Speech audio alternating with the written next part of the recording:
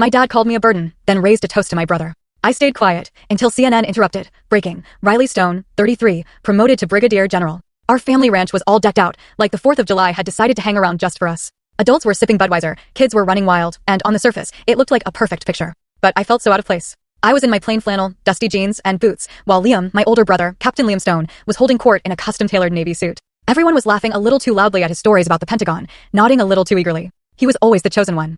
I tried to catch Mom's eye. Eleanor Stone was by the buffet, dishing up mashed potatoes for Liam like it was some sacred ritual. "Hey, Mom," I said. She just gave me a tight, distracted smile. "Hi, sweetheart," she whispered, her eyes already darting back to Liam. "Grab some corn before it's gone." And just like that, she turned away. Then Dad, Harrison Stone, rose from his chair, a glass of Four Roses bourbon in hand, and the whole yard went silent. His voice, aged by years of command and arrogance, boomed across the gathering. "I'd like to make a toast." Every head turned.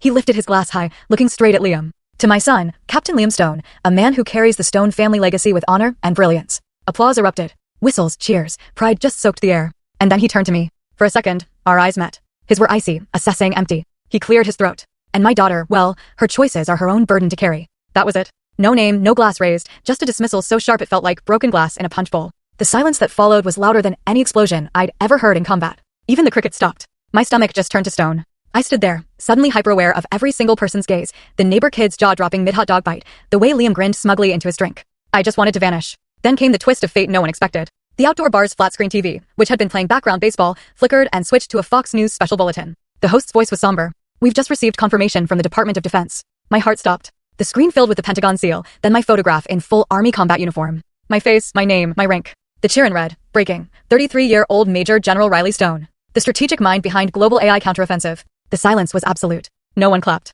No one cheered. My father's bourbon glass trembled in his hand, the amber liquid shivering with it. The pride in his eyes just drained away. And me? I didn't smile. I didn't bask in it. I felt nothing. Or rather, I felt too much. A flood of rage and sadness and vindication all battling to rise. But mostly, I felt a hollow pit in my chest, like I jumped from 10,000 feet without a parachute and was still falling. They saw me now, but not as a daughter, only as an anomaly. And still, no one said a word.